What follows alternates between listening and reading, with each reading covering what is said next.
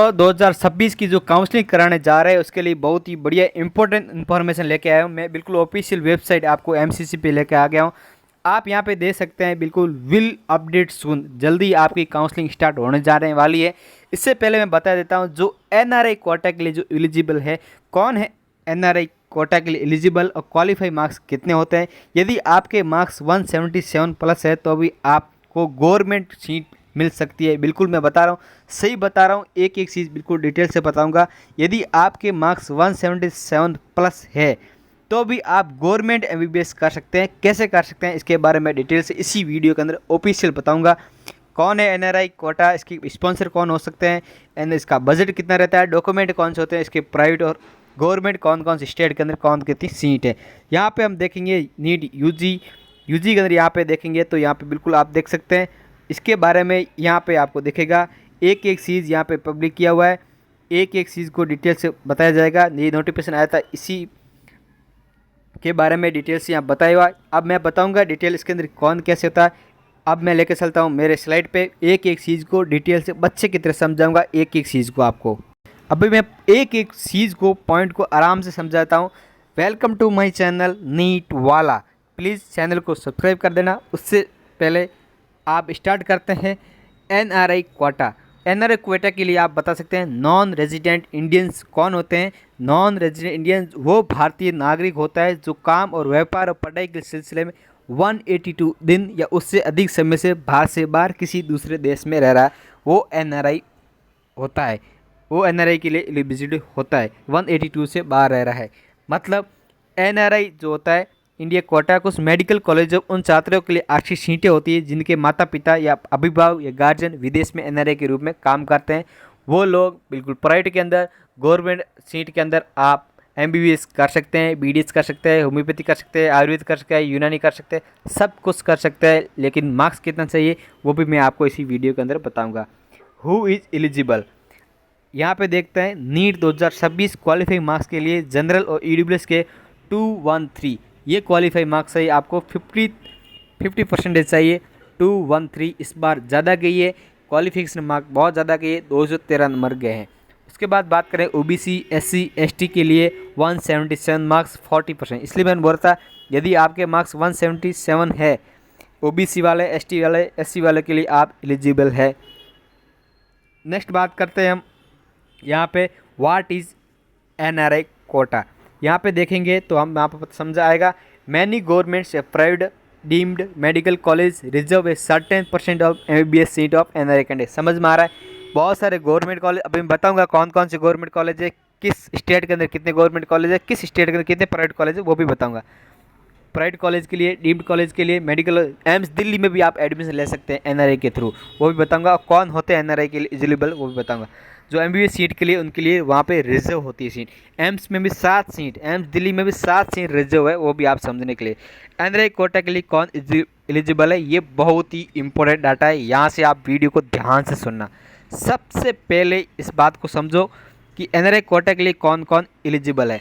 Actual NRI candidate मतलब क्या हुआ, वो स्टूडेंट जो एनआरआई अर्थात वो भारतीय नागरिक लेकिन पढ़ाई या नौकरी व्यवसाय के आदि के कारण विदेश में रहता है विदेश में, लेकिन एमबीबीएस नीट के थ्रू नीट दिया था, अभी उसका एमबीबीएस यहाँ से करना चाहता है तो वो बिल्कुल यहाँ पे कर सकता है। चिल्ड्रन ऑफ एनआरआई, किसी का बच्चा जिनके माता पिता एनआरआई है वो विदेश में रहते हैं, अच्छे बच्चे भी एनआरआई कोटा के लिए एलिजिबल है। ये तो बहुत ही बेसिक है, इसके बाद में समझना बहुत ही इंपॉर्टेंट है। थर्ड नंबर पॉइंट पे कौन होते हैं, ओसीआई या पीआईओ कैंडिडेट। इस बात को समझो, ओसीआई का मतलब क्या हुआ, ओवरसीज सिटीजन ऑफ इंडिया, भारतीय मूल के विदेशी नागरिक जिन्हें ओसीआई कार्ड मिला है। बिल्कुल ऐसे लोग जो बिल्कुल विदेश के अंदर रहते हैं, भारतीय मूल के विदेशी नागरिक जिनको ओसीआई कार्ड बिल्कुल मिला हुआ है, वो लोग भी इसके अंदर आते हैं। दूसरी बात PIO, person of Indian origin, भारतीय है लेकिन बाहर रहता है, भारतीय मूल के व्यक्ति जो किसी राज्य या कॉलेज के नियम पर निर्भर करता है, वो अभी बाहर रहता है। लेकिन इस आज के टाइम में ये बहुत कम चलता है, ओसीआई और पीआईओ। अब नेक्स्ट बात करते हैं विदेशी नागरिक। वो विदेशी नागरिक भी यहाँ पढ़ सकता है, वो भारत के नागरिक नहीं है और किसी अन्य देश की नागरिकता रखते हैं। कुछ कॉलेजों में फॉरेन नेशनल कैटेगरी के अंदर आवेदन कर सकते हैं। विशेषकर एम्स दिल्ली के अंदर वो लोग बिल्कुल एलिजिबल होते हैं जो बिल्कुल भारतीय हैं लेकिन इंडिया के अंदर एमबीबीएस करना चाहते हैं। एनआरआई स्पॉन्ज कैंडिडेट, यही सबसे बड़ा डाउटफुल पॉइंट है, यही सबसे बड़ा डाउट आता है। एनआरआई स्पॉन्सर कौन होते हैं? एनआरआई द्वारा प्रायोजित अभ्यर्थी छात्र समय एनआरआई नहीं है लेकिन उनका एनआरआई स्पॉन्सर है, गार्जियन है। क्या इस चीज़ को समझना बहुत ही ज़रूरी है। नेक्स्ट चलते हैं, इसके अंदर कौन कौन वो लोग हैं अब समझो। कौन स्पॉन्सर हो सकते हैं? अगर माता पिता एनआरआई है, यदि माँ बाप विदेश में रहते हैं एनआरआई है, तो इसमें तो कोई दिक्कत है ही नहीं। अगर फर्स्ट डिग्री रिलेटिव एनआरआई है, सगा भाई है, सगी बहन है, एनआरआई होकर विदेश में पढ़ाई करते हैं, तब भी एलिजिबल हो सकता है। लेकिन वो स्टूडेंट, वो सगा भाई और सगी बहन जो विदेश के अंदर पढ़ती है, खुद पढ़ाई कर रही है, बिजनेस ना करके खुद पढ़ाई कर रही है, तो वो एलिजिबल नहीं है। इस बात को समझना ज़रूरी है। क्यों? कि आप खुद ही पढ़ रहे हो, खुद का खर्चा आपका कोई पेरेंट्स उठा रहा है, तो आप पैसा इस बच्चे का कैसे उठा पाओगे? इसलिए इसकी एलिजिबल नहीं है। यदि आप वहाँ पढ़ाई कर रहे हो, विदेश के अंदर एमबीबीएस ही कर रहे हो, तो आपको वहाँ पे एलिजिबल नहीं होगा। आप वहाँ पे बिजनेस कर रहे हो तो वहाँ बिजनेस का आपको प्रूफ भी देना पड़ेगा। नेक्स्ट बात करते हैं, यदि कोई स्टूडेंट एनआरआई गार्जियन पालक मीन्स इसका मतलब क्या है? वार्ड है मीन्स गोद ले रखा है, इसको ये प्रूव करेगा कि हम रिश्तेदार, वो रिश्तेदार है, वो एलिजिबल स्पॉन्सर रिलेटिव है, रिश्तेदार है, कि ये बच्चा मेरा है, मैंने इसको गोद ले रखा है, ऐसा हमको प्रूव करना पड़ेगा। इसको बोलते हैं वार्ड। कौन हो सकते हैं? सगे चाचा हो सकते हैं, पैटर्नल अंकल हो सकते हैं, पैटर्नल आंटी हो सकती है, सगे मामा हो सकते हैं। आप इंग्लिश में देख सकते हो, जिसको हिंदी में इसका मतलब पता नहीं चलता। मैटरनल आंट हो सकती है, दादा हो सकते हैं, grand father, grand mother, Nana and नानी, ये लोग हो सकते हैं स्पॉन्सर। इसके लिए आपको बिल्कुल प्रूफ भी देना पड़ेगा। इसके साथ साथ ही आपके ससुरे, मामेरे, बुआ का और मासी का सगा भाई बहन भी हो सकता है। आपका अंकल का लड़का, मामा का लड़का या लड़की, या फूफा का लड़का या लड़की, या मासी का लड़का या लड़की, आपके फर्स्ट डिग्री पैटर्नल और मैटरनल के कजन से, वो भी एलिजिबल जो हो सकते हैं। लेकिन उसके लिए क्राइटेरिया बहुत ही टफ है, एक ही चीज़ को प्रूफ करना पड़ेगा। क्या डॉक्यूमेंट चाहिए वो भी मैं आपको यहाँ पे बता देता हूँ। इन सभी के लिए एक कंडीशन है, जो मैं बोला था स्पॉन्सर वालों के लिए क्या कंडीशन है।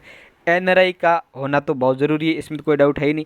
सामान्य रूप से विदेश में रहना बिल्कुल मैंडेटरी है कि हाँ बिल्कुल वहाँ पे आप रहते हैं। 1-2 दिन ऐसे महीने के लिए इंडिया आ गए कोई दिक्कत नहीं, लेकिन मोस्टली वहीं ही रहते हैं। छात्र की लीगल गार्जियन बिल्कुल वहाँ पे प्रूव करना पड़ेगा कि हम इस बच्चे की देखभाल करते हैं, हमने इसको गोद ले रखा, ये मेरा वार्ड है। इसका लीगल प्रूफ देना होगा, बहुत ही ज़रूरी है। और एफिडेंट पे बिल्कुल शपथ पत्र पर आपको प्रूफ करना पड़ेगा। नेक्स्ट बात करते हैं इसका बजट क्या रहता है। इसका बजट देखो एनआरआई कोटे के लिए थोड़ा हाई रहता है, ये हाई रहता है, लेकिन फैसिलिटी बहुत बढ़िया। एम्स दिल्ली में भी जा सकते हैं, लेकिन फीस ज़्यादा रहती है। एनआरआई कोटा में पढ़ाई की फ़ीस जनरल और गवर्नमेंट सीटों की तुलना में बहुत ही अधिक होती है। कई कॉलेजों में फ़ीस डॉलर में ली जाती है, ये भी बहुत इंपॉर्टेंट चीज़ है कि आप विदेश में रहते हो तो वहाँ से फ़ीस डायरेक्ट डॉलर में ली जाती है। इसलिए एनआरआई कोटे में एडमिशन लेने से पहले पूरे बजट की योजना बनाना आपके लिए बहुत ही ज़रूरी है। नेक्स्ट बात करते हैं, यहाँ पे कितना बढ़िया चांस है। कम नीट स्कोर पर भी बहुत ही बढ़िया शानदार ऑफर है आपके पास, चांस है। यदि आप एनआरआई कोटा के लिए एलिजिबल है तो कुछ कॉलेजों में कम मार्क्स में भी सीट मिलने की पूरी संभावना रहती है, लेकिन कंडीशन ये है कि नीट क्वालिफाई करना बहुत ही ज़रूरी है। अब बोला था 177 मार्क्स मिनिमम, ये कोई गारंटी नहीं है कि कम अंक पर भी सीट मिल जाएगी, लेकिन आपको कट ऑफ क्वालिफाई करना तो बहुत ज़रूरी है। ये डिपेंड करता है, कट ऑफ हर वर्ष हर राज्य की कॉलेज के अनुसार बदलती रहती है, गवर्नमेंट कॉलेज और प्राइवेट कॉलेज के अनुसार।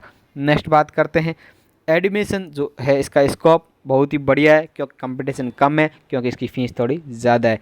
अब बात करते हैं गवर्नमेंट और सेमी गवर्नमेंट एमबीबीएस के लिए। इवन रियल बता रहा हूँ, 177 से लगा के 250, 150 यहाँ पे नहीं हो सकता, 177 सही है। 170 से लगा के अब वो कितना भी हो सकता है, 250, 300 कितना भी हो सकता है। 177 प्लस होना बहुत ही ज़रूरी है, आपकी कैटेगरी के हिसाब से देखना पड़ेगा। जनरल के लिए तो 213।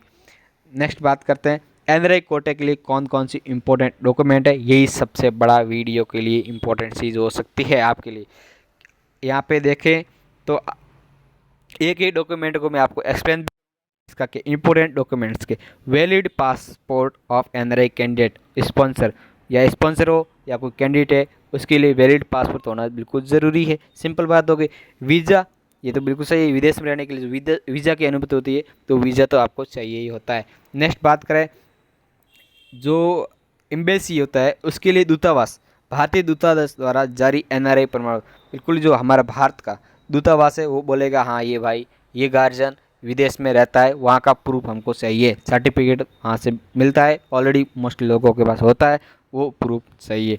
नेक्स्ट बात करते हैं जो ओसीआई और पीआईओ होते हैं। ओसीआई पीओ मैंने अभी बोला था कौन होते हैं, उनके लिए भी डॉक्यूमेंट लेना बहुत ही ज़रूरी है। यदि छात्र ओसीआई है या पीआई है तो उसका ओसीआई कार्ड बिल्कुल सही है, ज़रूरी होता है।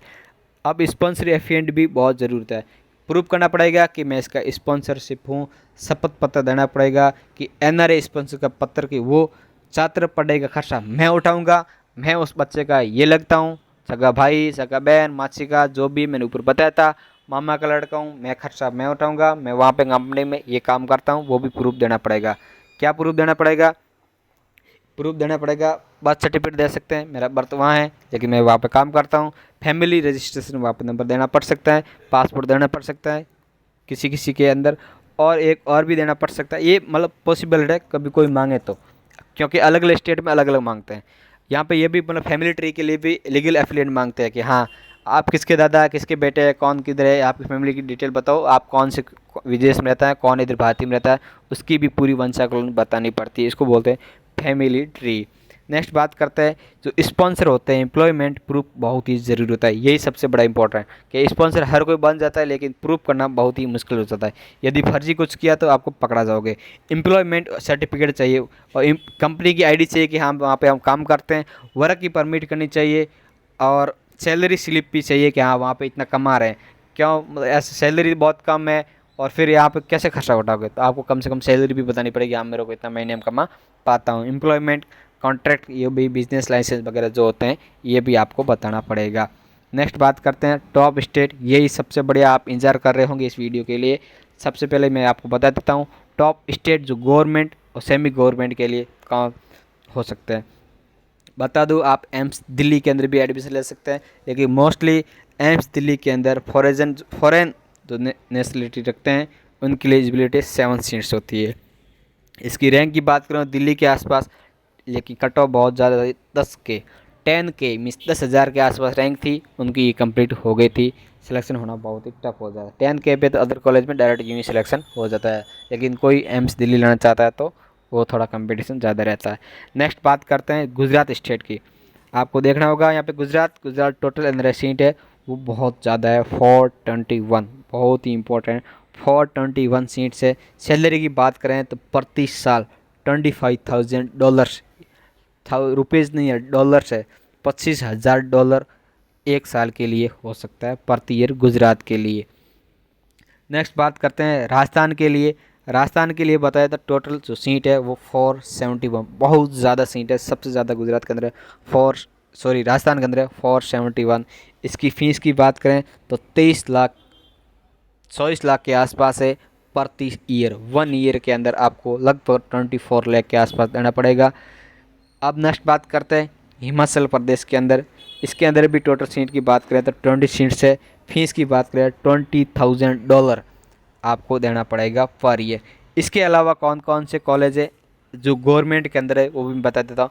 पंजाब, चंडीगढ़, हरियाणा, कर्नाटक, गोवा, पांडिचेरी, अरुणाचल प्रदेश, मिज़ोरम, ये स्टेट भी बहुत ही बढ़िया सीटें यहाँ पे होती है, आपको यहाँ पे ज़रूर एडमिशन लेना चाहिए।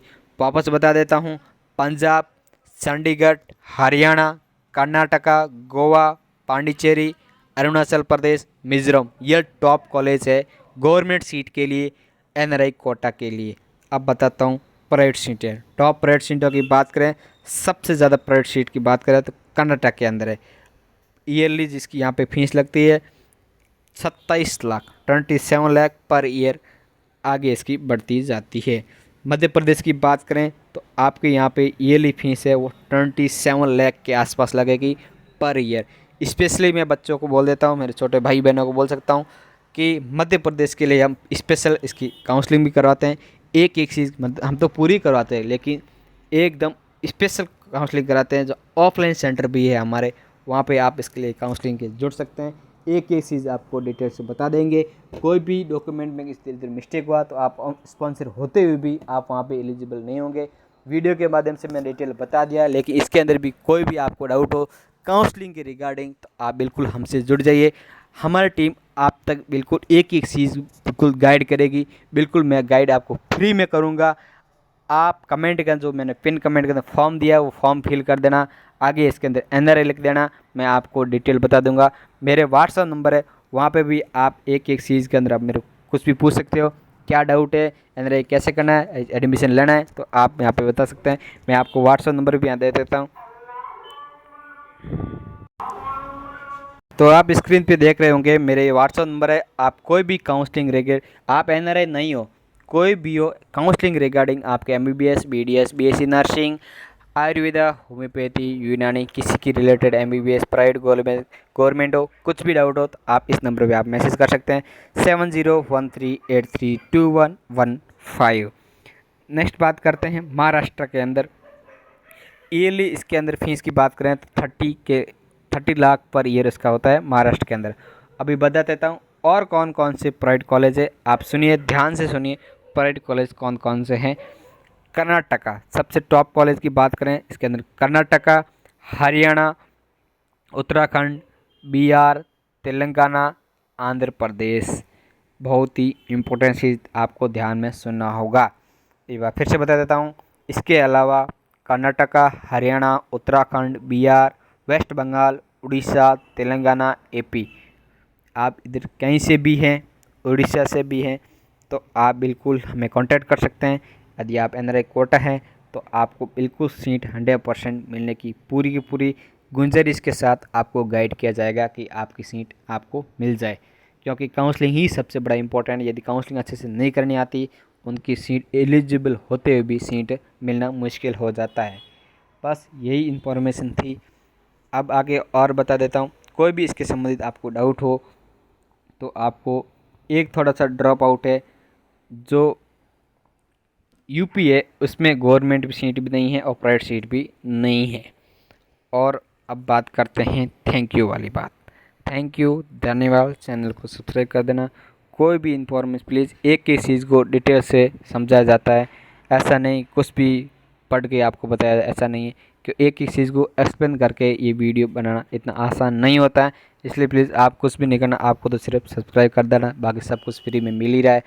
और आपको डाउट है, कोई भी मेरे बंदे व्हाट्सअप नंबर बताए थे, वहाँ पे भी सब कुछ फ्री मिलेगा। बस आपको करना है कॉन्टैक्ट, हम बिल्कुल एकदम गाइड कर लेंगे।